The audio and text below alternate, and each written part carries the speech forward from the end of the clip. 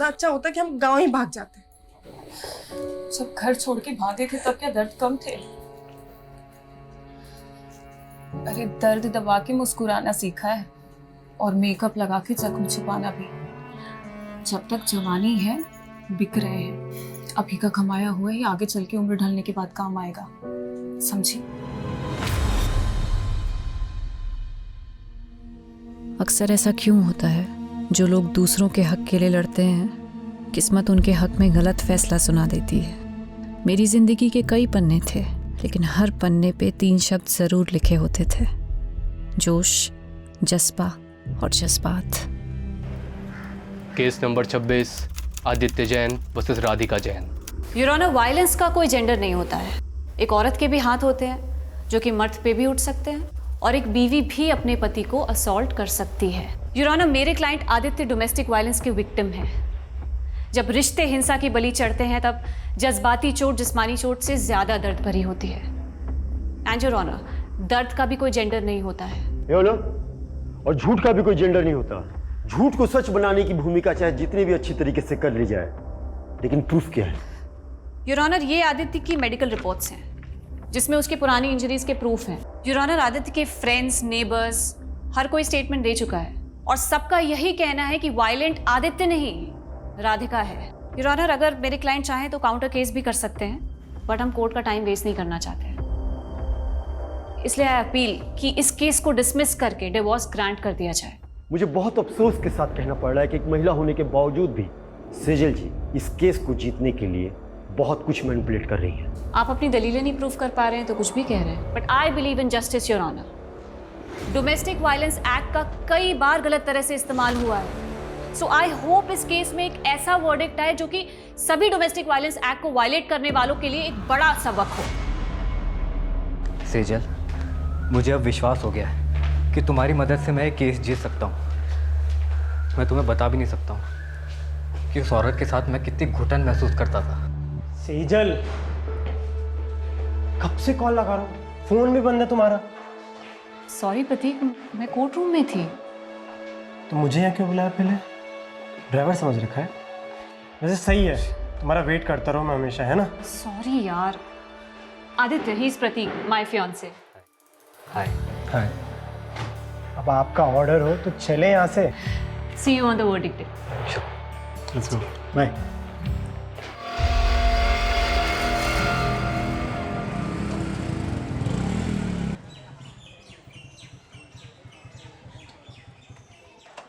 मैंने तुमसे कहा था ना, I was not prepared, और तुम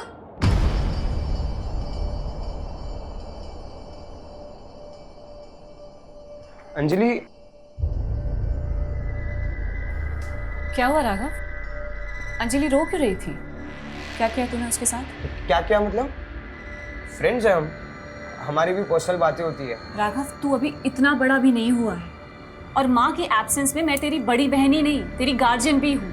क्या पका रही होती थी? ये क्या लैंग्वेज हुई राघव? हाँ, रुको, मैं अभी अंजलि से बात करती हूँ। उससे क्या बात करोगी आप? हाँ, तो एक बात बता, तू इतना डर क्यों रहा है? कहीं तूने उसके साथ कुछ ऐसा वैसा तो? इनफ दीदी, मैं आपको कभी पूछता हूँ क्या कि आप प्रतीक के साथ क्या क्या करती हो? हाँ, मेरी भी पर्सनल लाइफ है, सो प्लीज डोंट इंटरफियर। बहुत बदतमीज होता जा रहा है। सेजल, तुम ना छोटी सी बात को इधर का उधर ले जाती हो यार।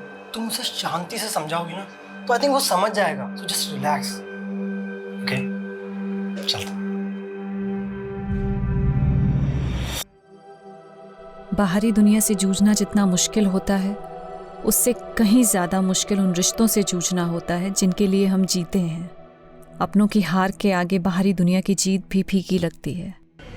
आदित्य जैन वर्सेस राधिका जैन। इस केस के फैक्ट्स, स्टेटमेंट्स और प्रूफ्स पे बारीकी से गौर करने के बाद ये कोर्ट आदित्य जैन को डोमेस्टिक वायलेंस के चार्जेस से बरी करती है।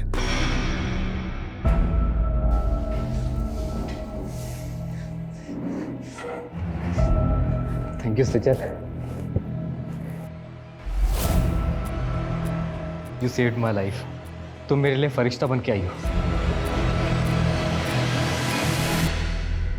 जिंदगी हर मोड़ पे मुझे कामयाब कर रही थी, पर पता नहीं था मैं एक नाकाम सफ़र भी तय कर रही थी।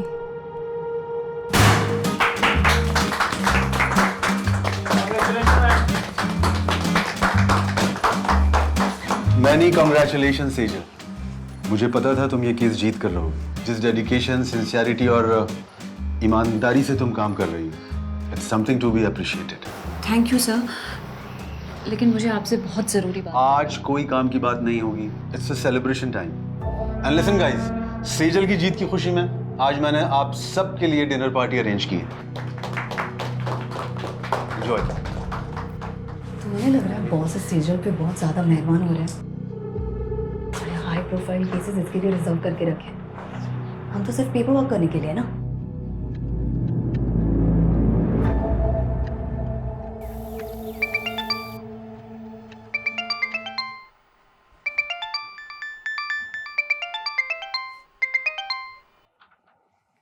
राघव, अखबार में सेजल और उसके केस के बारे में छपा हुआ है और उसने मुझे बताया भी नहीं।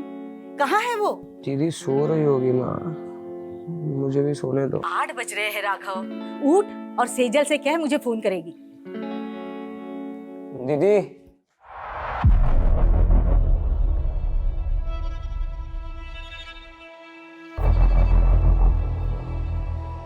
दीदी अंदर हो।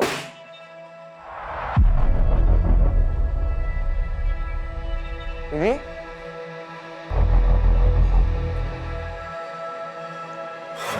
हेलो, कौन? आप कौन बोल रहे हैं? ये मेरी दीदी का नंबर है। आपकी दीदी? वो यहाँ हाईवे पे घायल पड़ी है। क्या? ये लो पकड़ो। आपने ही फोन किया था? जी। राघव,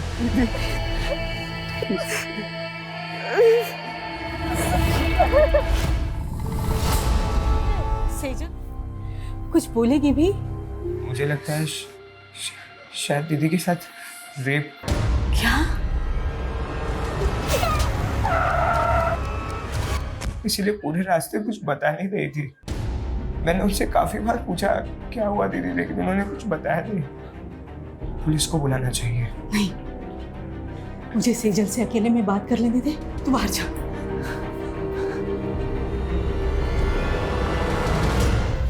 क्या तेरे साथ किसी ने जबरदस्ती की?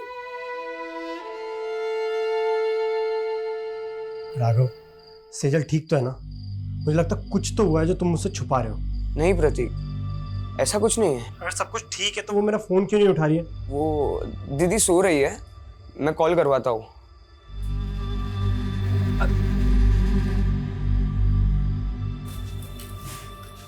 पड़ोसी कुछ भी कह रहे हैं, तिल का ताड़ बना रहे हैं। लेकिन माँ सच सच बताओ, दीदी की तरह आप भी मुझसे कुछ छुपा नहीं रही हो ना?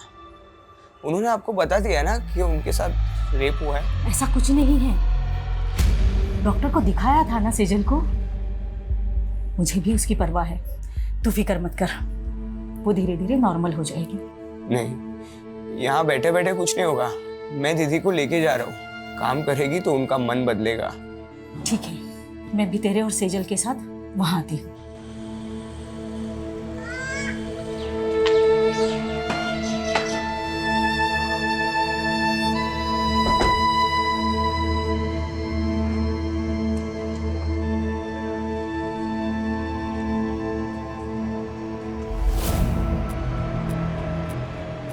क्या देख रही है? चल अंदर।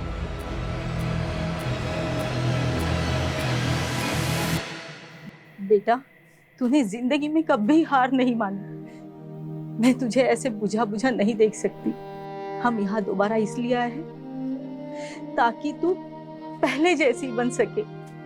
मैंने कभी भी किसी भी वजह से आपको दुख पहुंचाया हो तो उसके लिए आई एम सॉरी। पर प्लीज आप पहले जैसे हो जाओ ना। आप है ना, अभी मुझे जितना भी डांटोगे ना, मैं सब सुन के लूंगा। जो बोलोगे वो मैं करूंगा दीदी। आपकी सारी डांट सुन के लूंगा। आप जहाँ बोलोगे हम वहां जाएंगे दीदी। तो प्लीज पहले जैसे बन जाओ। You are my strength.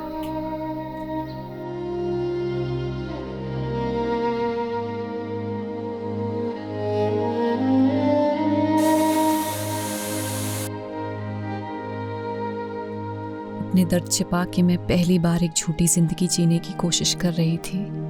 सच मुझसे नाराज था या मैं सच से नाराज थी? मेरी दलीलें मुझे ही उलझा रही थी, पर अपना फैसला भी अब मुझे ही करना था। राघव, तू पक्का सेजल को लेके मुझसे कुछ छुपा नहीं रहा है ना? मैं भी पनवेल आ रहा हूँ। नहीं प्रतीक, वो हम आ गए हैं, सिर्फ 2 ही दिन हुए हैं। अरे तो सेजल का फोन क्यों बंद है? मेरी बात करो उससे। हाँ देखता हूँ।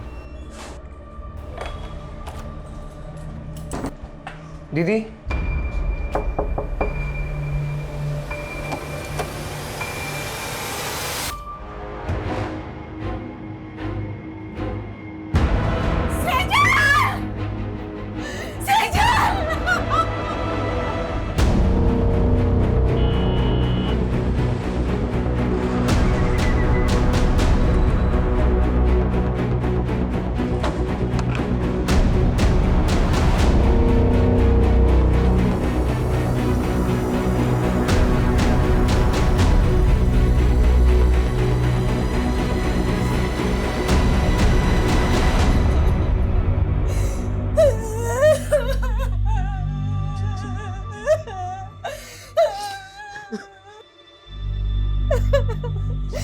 क्या कर लिया तूने?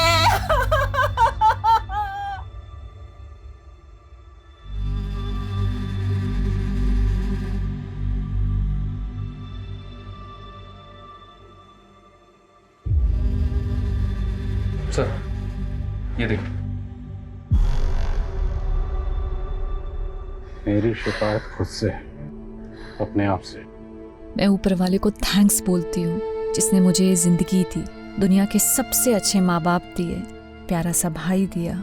लेकिन मुझे नहीं मालूम था मेरी एक भूल मुझे उनसे इतना दूर कर देगी। मुझसे बहुत बड़ी भूल हो गई जिसकी सज़ा मैं अपने आप को दे रही हूँ। मुझे हमेशा अफसोस रहेगा कि मैं आपका साथ छोड़कर जा रही हूँ। आपकी सेजल। शहर की एक युवा लॉयर सेजल मेहता की लाश घर में फंदे से लटकी पाई गई। क्या सेजल ने खुदकुशी की या ये एक हत्या है? ये सवाल फिलहाल पूरा शहर पूछ रहा है। प्रारंभिक जांच में अभी तक पुलिस कोई ठोस नतीजे पर पहुंच नहीं पाई है। ये सुसाइड नोट में सेजल ने किसी भूल का जिक्र किया हो। क्या भूल हुई थी? और उसके चेहरे पर चोट के निशान थे। वो चोटें कैसे आई? आप लोग बोलते क्यों नहीं है? ये सब माँ की भी भूल है सर। कैसी भूल? सर 15 दिन पहले होली की त्योहार की रात दीदी एक पार्टी में गई थी। वहाँ उनके साथ कुछ हुआ था सर। पूरी रात घर भी नहीं आई और सुबह सर मुझे लग रहा था उनके साथ रेप हुआ था। रेप? सेजल किसकी पार्टी में गई थी? कहाँ गई थी? अच्छा सुन, मैं तुझसे कल बात करती हूँ। क्यों? आज घर नहीं आने वाली हो? आऊंगी पर शायद थोड़ा लेट हो जाए, एक पार्टी में जा रही हूँ। उन्होंने सिर्फ इतना बताया था कि वो किसी होटल कस्तूरी में गई थी और पूरी रात घर नहीं आई थी। तो क्या ये भूल थी? या फिर आपको ये मालूम होता है कि आपकी बेटी के साथ रेप हुआ है, आपने फिर भी पुलिस में कंप्लेंट नहीं की? उस भूल का जिक्र उसने इस खत में किया। मेरी बेटी का रेप नहीं हुआ था सर। मैंने डॉक्टर से उसका चेकअप भी करवाया था। देखिए, सेजल को बहुत ही बुरी तरह से मारा पीटा गया है। कहीं ऐसी वैसी तो बात नहीं? मेरा मतलब है रेप। ये मैं कंफर्म नहीं बता सकती।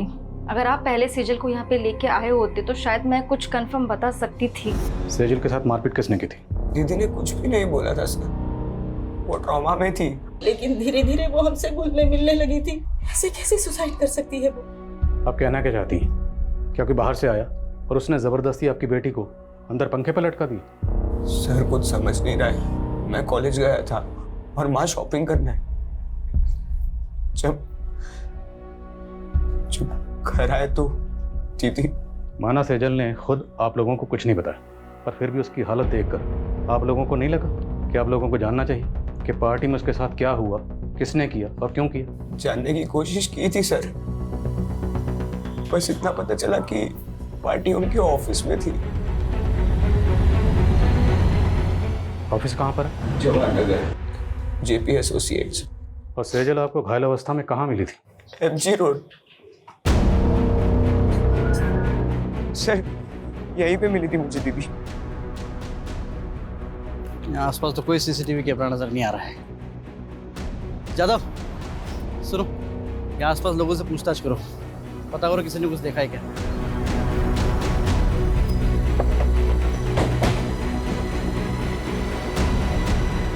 सेजल बहुत स्ट्रांग लड़की थी, मैं मान ही नहीं सकता कि वो सुसाइड करेगी। 12 मार्च की रात आपके ऑफिस की तरफ से कोई पार्टी थी? हाँ, पार्टी तो थी। सेजल ने एक कंट्रोवर्शियल केस जीता था, उसी के सेलिब्रेशन में। और ये सेलिब्रेशन होटल कस्तूरी में हुआ था? कस्तूरी? नहीं तो, पार्टी तो ऑफिस में थी। सर, कस्तूरी होटल के बारे में मैं कुछ नहीं जानती। उस दिन पार्टी यहाँ पे ऑफिस में ही थी। ये पार्टी कब तक चली थी? करीब 9 बजे तक। और जब सेजल यहाँ से गई तो सब नॉर्मल ही था सर। अच्छा, हाँ पांडे बोलो।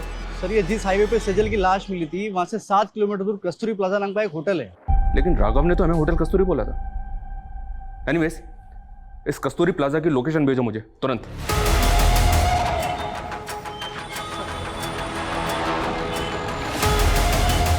नहीं सर, 12 मार्च को यहाँ कोई पार्टी नहीं थी। इस लड़की को आपने यहाँ देखा था?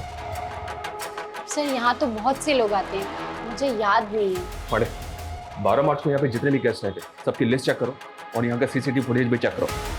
चाहे सेजल यहाँ पे आई हो। Thank you.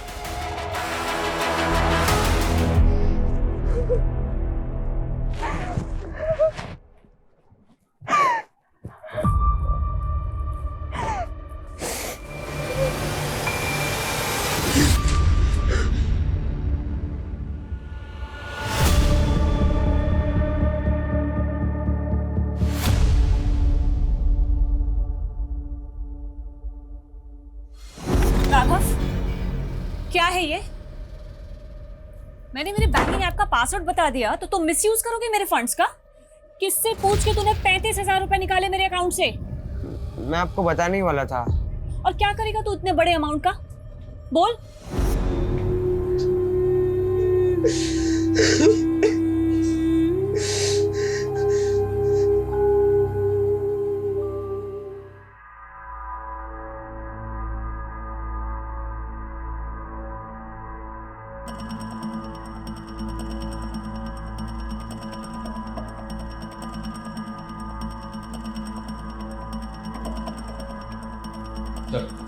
हमने चेक किया, कस्तूरी प्लाजा में 12 मार्च को कोई पार्टी नहीं थी और ऐसा कोई क्लू भी नहीं मिला है जिससे पता चले कि उस रात सेजल वहाँ थी। सेजल के भाई राघव ने होटल कस्तूरी कहा था और ये कस्तूरी प्लाजा है। लेकिन सर, होटल कस्तूरी नाम से कोई होटल नहीं है उस एरिया में। पर पार्टी सेजल की ऑफिस में ही थी, ये तो पूरा स्टाफ कह रहा था। 12 मार्च की ऑफिस की फुटेज चेक करके देख रहे हैं सर, शायद कोई क्लू मिले जिससे पता चले कि उस रात सेजल के साथ हुआ क्या था। 12 मार्च के हादसे को फैमिली वजह मान रही है, जबकि हमें सेजल की लाश उसके 15 दिन बाद 27 मार्च को उसके घर पर ही मिली। भाई, ये फैमिली हमें पार्टी और होटल के चक्कर में बेवजह उलझा तो नहीं रही? उनके बयान अटपटे तो हैं। भाई कह रहा है कि उसका रेप हुआ था, माँ कह रही है कि उसका रेप नहीं हुआ था। और ये सुसाइड नोट, इस सुसाइड नोट में सेजल ने किसी भूल का जिक्र किया। जब उनसे पूछा गया कैसी भूल, इस बात का उनके पास कोई जवाब नहीं। आपको लग रहा है ये मर्डर भी हो सकता है? मर्डर के एंगल को भी रूल आउट नहीं किया जा सकता। मर्डर या सुसाइड, 12 मार्च से लेकर 27 मार्च तक फैमिली की एक्टिविटी पता करो। 12 मार्च पे फोकस करो और पता करो कि 12 मार्च को सेजल ऑफिस के अलावा और कहाँ कहाँ गई थी। 13 मार्च से 24 मार्च के बीच ये फैमिली पनवेल में थी सर। तो पनवेल में अपने खबरियों को एक्टिव करो और पनवेल से लौटने के बाद 24 मार्च से लेकर 27 मार्च के बीच में फैमिली में क्या क्या हुआ सब पता करो। और जिस डॉक्टर ने सेजल को एग्जामिन किया था उससे मिलना पड़ेगा। और जिस लड़के से सेजल की मंगनी हुई थी उसे ही पूछताछ के लिए बुलाओ। मैंने 14 मार्च को सेजल का चेकअप किया था। उसके घाव 2-3 दिन पुराने थे, कहीं ब्लेड के कट्स तो कहीं खरोचे, जलने के बहुत निशाने थे। 6-7 जगह तो ब्लड क्लॉट्स हुए थे। ऐसा लग रहा था मानो जैसे कुछ बेल्ट की चीज़ें से मारा गया है। सेजल का रेप हुआ था नहीं? मैं इसको लेके श्योर नहीं हूँ। इनफैक्ट मैंने सेजल के मॉम को भी बोला था। आपकी सेजल से कुछ बात हुई थी? उसने आपको कुछ बताया कि उसके साथ ये सब कैसे हुआ? मैंने सेजल को बहुत पूछा पर उसने कुछ बताया नहीं। इतना दर्द सहने से तो ज्यादा अच्छा होता कि हम गांव ही भाग जाते। जब घर छोड़ के भागे थे तब क्या दर्द कम थे? अरे दर्द दबा के मुस्कुराना सीखा है और मेकअप लगा के जख्म छुपाना भी। जब तक जवानी है बिक रहे हैं। अभी का कमाया हुआ ही आगे चल के उम्र ढलने के बाद काम आएगा, समझी? माना सेजल की फैमिली ने आपको कुछ भी साफ साफ नहीं बताया कि सेजल के साथ क्या हुआ था, पर आपको कुछ तो अंदाज़ा हुआ होगा कि सेजल के साथ ऐसा किसने किया होगा। हमेशा खुश ही दिखती थी।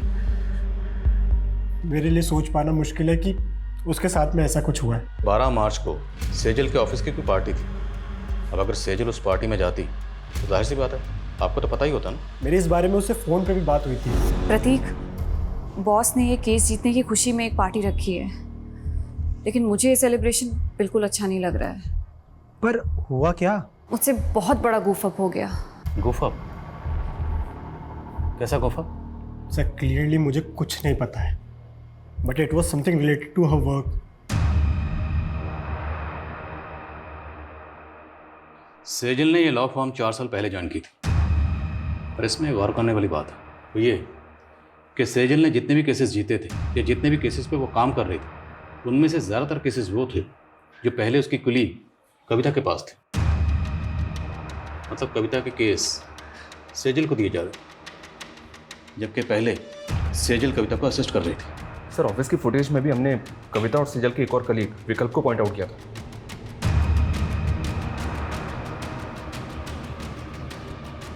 ये देखिए सर, सेजल ऑफिस से आखिरी बार कविता और विकल्प के साथ जाती हुई दिख रही। सर सेजल के 12 मार्च के CDR के अकॉर्डिंग उसकी आखिरी 2 फ़ोन कॉल्स भी जानने जैसी हैं। सेजल ने रात को 8 बजे आदित्य जैन को कॉल किया था और फिर ठीक उसके बाद राधिका जैन ने सेजल को कॉल किया। आदित्य जैन सेजल का क्लाइंट था और राधिका आदित्य की बीवी।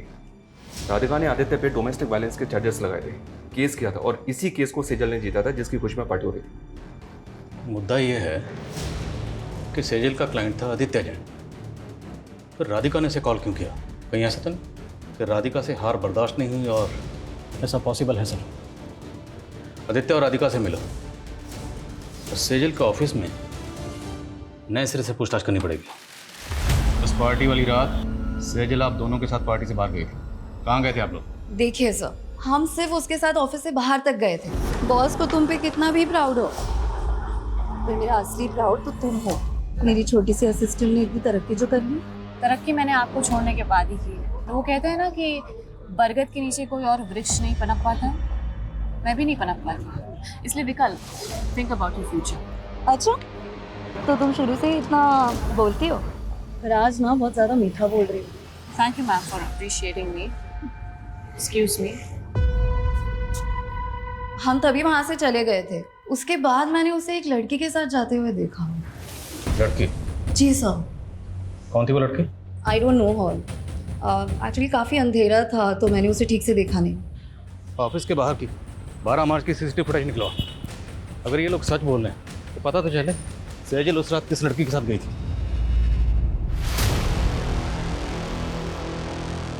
मैंने तुम्हें रोका था, लेकिन तुमने मेरी बात नहीं मानी और अब तुम्हारी वजह से अब मैं प्रेग्नेंट हूँ।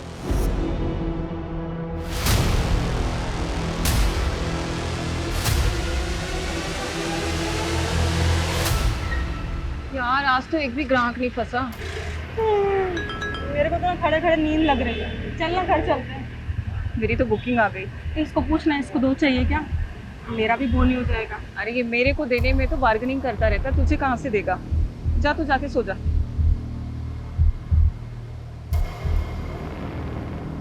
आदित्य से केस हार गई थी, वो भी सेजल की वजह से। तो फिर 12 मार्च की रात को आपने सेजल को किस इरादे से कॉल किया? नहीं सर, मैंने उसे कॉल नहीं किया था। मैंने उसके 5-6 मिस्ड कॉल देखे, तब जाकर मैंने उसे कॉल बैक किया था। तो बात क्या हुई थी आपकी उसके साथ? सेजल को गिल्ट हो रहा था। गिल्ट? अब क्या है सेजल? सॉरी राधिका, जिंदगी में पहली बार मैंने एक गलत इंसान का केस ले लिया। कहना क्या चाहती हो तुम? मुझे आदित्य की सच्चाई पता चल गई है। आई नो, आदित्य नहीं बल्कि तुम डोमेस्टिक वायलेंस का शिकार हुई हो। मैं खुद सेजल की बात सुनकर हैरान थी सर। ऊपर से वो बोल रही थी कि वो मेरे लिए आदित्य के खिलाफ लड़ेगी। हाँ बोलो। सर ये आदित्य के घर पे तो ताला है और मैंने पता किया ये 12 मार्च से ही गायब है और काफ़ी दिनों से इसका फ़ोन भी बंद आ रहा है।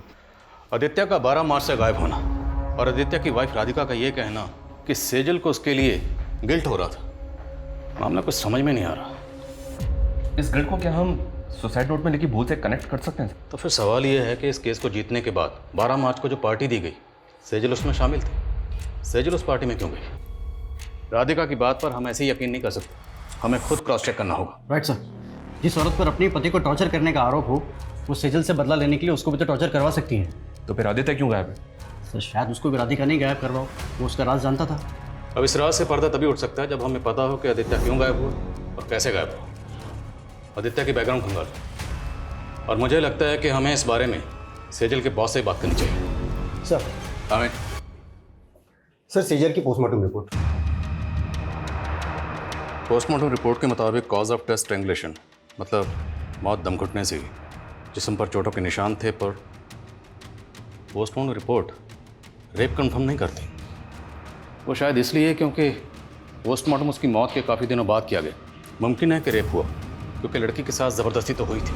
सर सुसाइड नोट से सेजल की हैंडराइटिंग मैच हो रही है, और हमारी पनवेल के खबरियों से इंफॉर्मेशन मिली है सर। कैसी इन्फॉर्मेशन? पनवेल में सेजल के चाचा चाची रहते हैं। पिछले 7 सालों से दोनों परिवार के बीच कोई बातचीत नहीं है। दरअसल सेजल के पापा की दुकान थी, जो सेजल के चाचा ने हड़प ली थी। शैलेंद्र, मेरे पति के गुजरते ही तूने अपने रंग दिखाने शुरू कर दिए। पहले उनका बैंक अकाउंट फ्रीज करवा दिया और अब उनकी दुकान हड़प ली। अरे मैं अपने बच्चों की देखभाल कैसे करूंगी? मैं हूं ना, खर्चा उठा लूंगा तुम सबका। वो दुकान मेरे पापा की थी चाचा जी, आप वहाँ सिर्फ नौकरी करते थे और ऐसे कह रहे जैसे हम पे एहसान कर रहे हैं। बस सेजल, भाभी समझाओ इसको। भैया के बाद कोई नहीं है मेरे अलावा तुमको पालने वाला। पाला मेरे पापा ने है आपको चाचा, अपनी दुकान में काम देके, और आप हमें पालोगे। शैलेंद्र, जबान को लगाम दो इसकी, नहीं तो हाथ पैर जबान सब काट के रख दूंगा। और भूता है ना तो आके हासिल कर लेना वो दुकान। शैलेंद्र ने हमें सताया तो बहुत था सर, और शैलेंद्र के उस थप्पड़ ने सेजल के अंदर बहुत बड़ा परिवर्तन ला दिया था। कैसा परिवर्तन? लॉ पढ़ रही थी सर। उन्होंने ठान लिया था कि चाचा से हमारा हक लेकर रहेगी। दिन रात उन्होंने पढ़ाई की और उसके साथ साथ पार्ट टाइम जॉब भी करती थी। चाचा के खिलाफ केस की पैरवी उन्होंने खुद की थी सर। उसने अपने जीवन की हर लड़ाई जीती थी सर। समझ में नहीं आता खुद से कैसे हार गई। क्या लगता है आप लोगों को, क्या शैलेंद्र सेजल के साथ ऐसी ज्यादती कर सकता है? सर आप 7 साल पुरानी बातें कुरेद रहे हैं, और इन बातों को हम कब का भूल चुके हैं। हमने हमेशा सेजल और राघव को अपने बच्चों की तरह माना था। विश्वासघात उन्होंने किया। उस दुकान पर इनका भी बराबर का हक था, लेकिन सेजल ने चालाकी से। छोड़ ना अभी सब बातें, कहिए और कुछ है जो आप पूछना चाहते हैं? 12 मार्च को किधर थे आप? यही पनवेल में। पनवेल में कहाँ पे? अपने घर पर ही था। आई डोंट बिलीव राधिका सच बोल रही। राधिका अपने हस्बैंड आदित्य को टॉर्चर करती थी, and it's proven in the court. अगर सेजल को केस जीतने के बाद ऐसा कुछ लगता तो सबसे पहले वो मुझे बताती। सेजल के मंगेतर ने बताया कि वो काफ़ी दिनों से परेशान थी, और जब उसने बार बार पूछा सेजल को कि किस बात को लेकर परेशान है, तो सेजल ने बताया कि उससे काम में गुफा हो। अब जैसे कि आपने कहा कि सेजल सबसे पहले अगर कुछ होता तो आपको बताती, तो अगर इस गुफा का ताल्लुक राधिका के केस से नहीं है तो फिर किस बात से, जिसको लेकर सेजल परेशान थी? ऐसा कुछ नहीं था, और आप ये बेकार के सवाल करके अपना टाइम वेस्ट कर रहे हैं। सर मैंने आदित्य के कुछ रिलेटिव से बात की, लेकिन किसी को नहीं पता कि आदित्य इस वक्त कहाँ पे। आदित्य मोती नगर की कंपनी में मैनेजिंग डायरेक्टर था। वहाँ इंक्वायरी करो, शायद कुछ पता चले। सर इसमें 12 मार्च की सेजल के ऑफिस की बाहर की फुटेज है। सर इसमें वो इस लड़की के साथ बाहर जाते हुए दिख रही है। कौन है ये लड़की?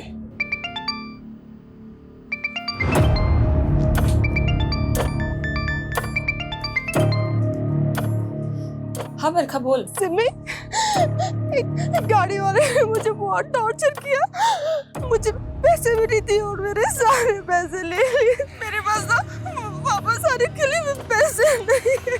तू घबरा मत बरखा, कहाँ है तू बता मुझे, मैं आती हूँ तुझे लेने।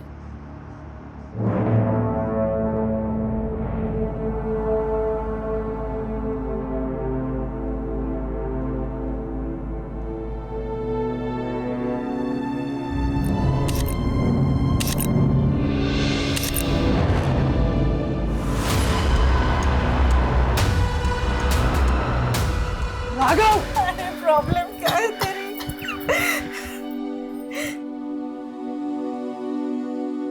क्या चाहता है तू? फिर से मैं वही दिन देखूं? हाँ?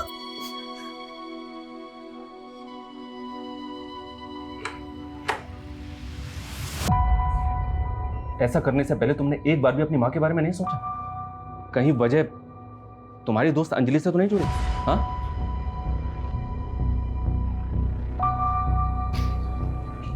ये देखो, और मैं बताऊं कि 12 मार्च की रात को अंजलि सेजल से मिलने क्यों गई थी? 35,000 रुपए राघव कोई छोटी मोटी रकम नहीं होती है। और क्या करेगा तू इतने बड़े अमाउंट का? क्या हुआ? सच सच बता, बात क्या है? दीदी, अंजलि प्रेग्नेंट है। इतनी बड़ी बात तुमने हमसे छुपाई? सर, मैं गिल्ट में था। कहीं मेरी इसी भूल की वजह से तो दीदी ने। सॉरी।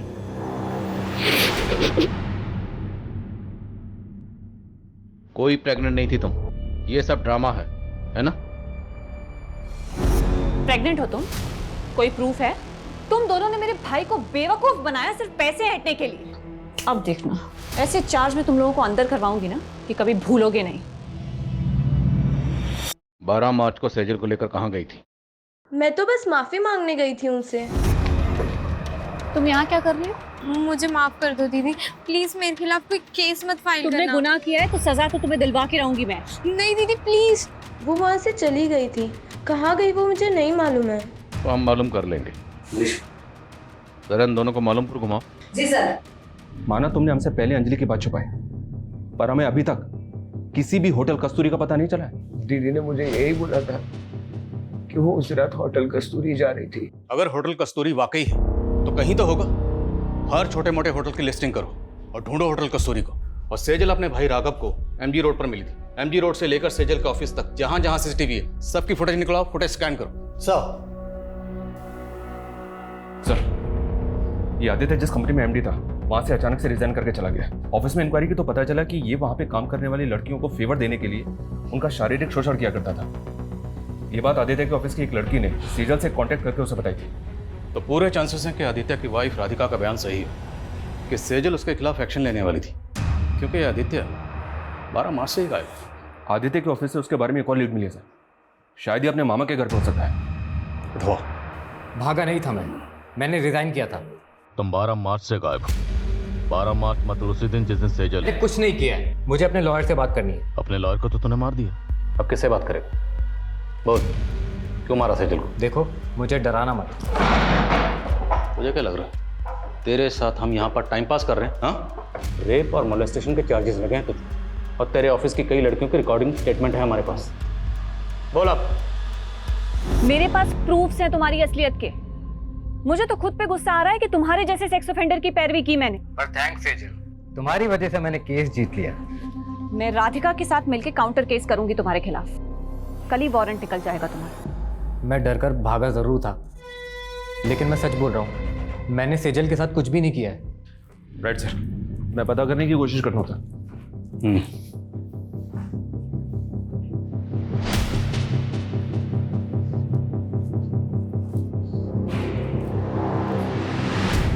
सेजल ने जिस भूल का जिक्र किया था, क्या भूल ये थी कि उसने आदित्य जैसे गलत आदमी की पैरवी की?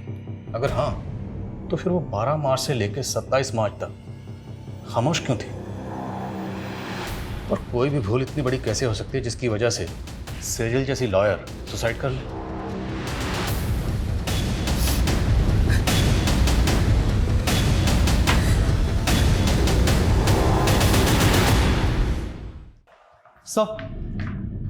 सर, सेजल ने 5 मार्च को कोर्ट में पिटीशन फाइल की थी, जिसमें उसने कोर्ट से अपील की थी कि 7 साल पहले उसके पिता की मौत हार्ट अटैक से नहीं बल्कि उनकी हत्या हुई थी।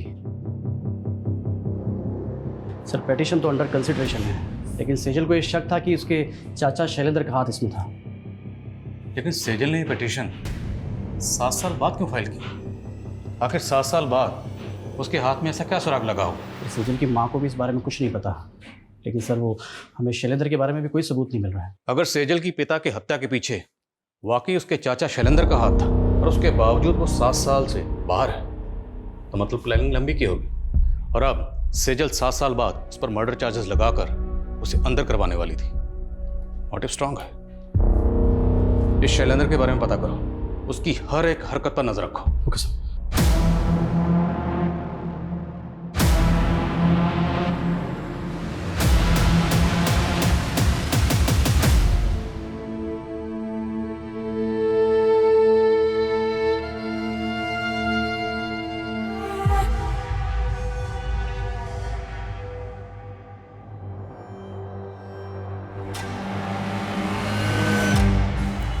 रोज पेट पे लात मारती हूँ मैडम।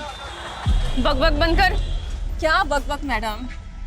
जो मर्डर करके भाग जाते हो उनको तो आप पकड़ नहीं पाते हो और हमारे जैसों को दबोच लेते हो आप। क्या बोल रही है तू? किसका मर्डर? मेरी दोस्त का मर्डर 6 महीने पहले 12 मार्च को हाईवे रोड पे मेरी दोस्त को मार दिया गया था। उसकी सुनवाई हुई अभी तक? चल ठीक है गाड़ी में बैठ।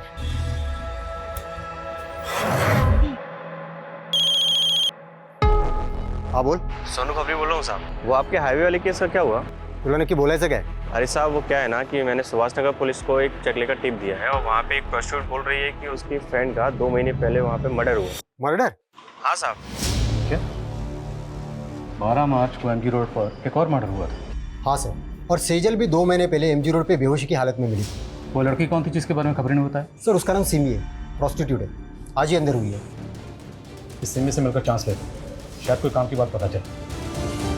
साहब मेरी दोस्त थी बरखा, उसका एक्सीडेंट हुआ था। लेकिन आपने तो पहले कहा था कि मर्डर हुआ था। साहब किसी ने जानबूझकर उसको गाड़ी से उड़ा दिया था। आपको ये कैसे पता कि किसने जानबूझ के उड़ाया था? हाँ बरखा बोल। मेरे पास ना वापस आने के लिए पैसे नहीं है। तू घबरा मत बरखा, कहाँ है तू बता मुझे। मैं एमजी रोड पे एक गाड़ी वाला एक लड़की को फेंक दिया, ग्रे कलर की गाड़ी से एक लड़की। बरखा मुझे कुछ समझ में नहीं आया और उसके बाद उसका एक्सीडेंट हो गया। बरखा ने आपको उस गाड़ी का नंबर बताया था? नहीं साहब, लेकिन बरखा ने बताया था कि ग्रे कलर की कोई कार थी। आपकी बरखा से बात कब हुई थी? मेरा मतलब तारीख क्या थी? सर 12 मार्च को रात के 2-2:30 बजे के आसपास। 12 मार्च की रात को सेजल जहां पर जख्मी हालत में मिली थी उस जगह पर सीसीटीवी नहीं है, लेकिन वहां से 3 किलोमीटर दूर एक सिग्नल है, वहां पे सीसीटीवी है और रास्ते में कोई भी राइट या लेफ्ट टर्न नहीं है, सीधा रास्ता है। उस सीसीटीवी की फुटेज स्कैन करो, जितनी भी सफेद रंग की गाड़ियां दिखती हैं सबकी लिस्टिंग करो। सर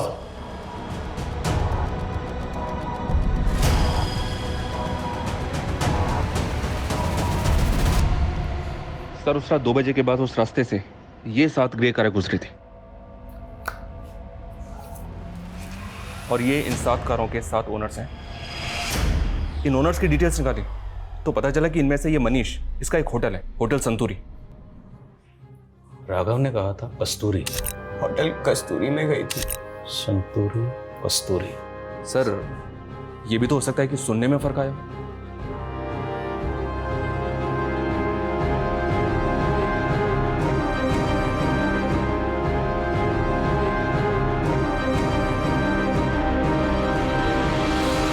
मेरा यकीन कीजिए सर, मेरी सेजल से कोई दुश्मनी नहीं थी। मैं तो बेकार में ही अपने दोस्त के लफड़े में फंस गया। कौन दोस्त?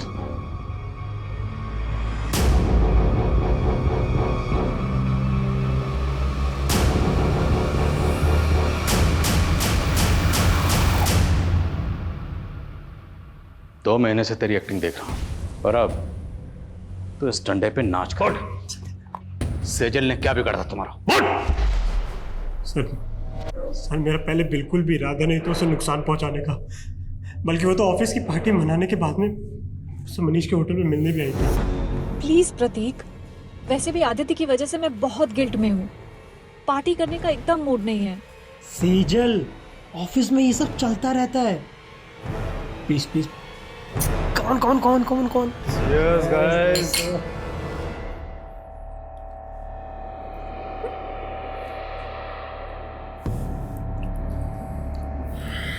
सेजल,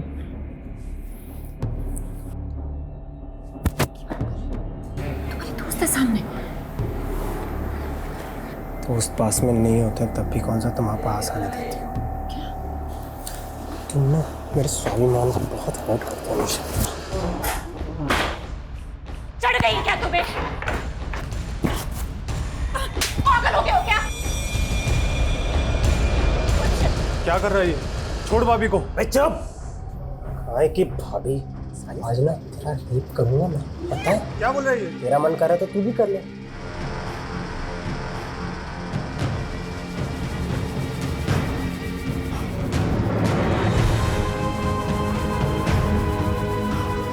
निकल जल्दी से, लॉयर है, फंसा देगी। अबे हट। काहे की लॉयर? लवर है ना मेरी, बट तो बोलेगी कुछ नहीं, देखना है ना? विशाल,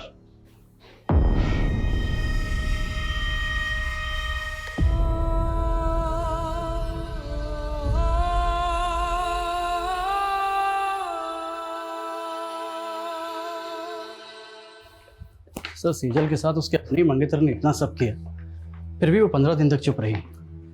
जबकि सेजल कोई आम लड़की नहीं थी, एक लॉयर थी, एक ऐसी लॉयर जो लोगों के इंसाफ के लिए ईमानदारी से लड़ती थी। सेजल प्रतीक को बचपन से प्यार करती थी। उसने प्रतीक पर आंख बंद करके भरोसा किया, लेकिन प्रतीक ने उसके भरोसे को तोड़ा। जब इंसान को किसी अपने सबसे ज्यादा करीबी से धोखा मिलता है तो उस इंसान का पूरी इंसानियत से भरोसा उठ जाता है। सेजल के साथ भी यही हुआ। उसने अपने सुसाइड नोट में यही लिखा कि उसे लग रहा था कि प्रतीक पे भरोसा करके उसने अपनी जिंदगी की सबसे बड़ी भूल की। वो भूल जरूर थी, लेकिन सबसे बड़ी नहीं। सबसे बड़ी भूल थी उसका अपनी जिंदगी को खत्म करना, खुदकुशी करना।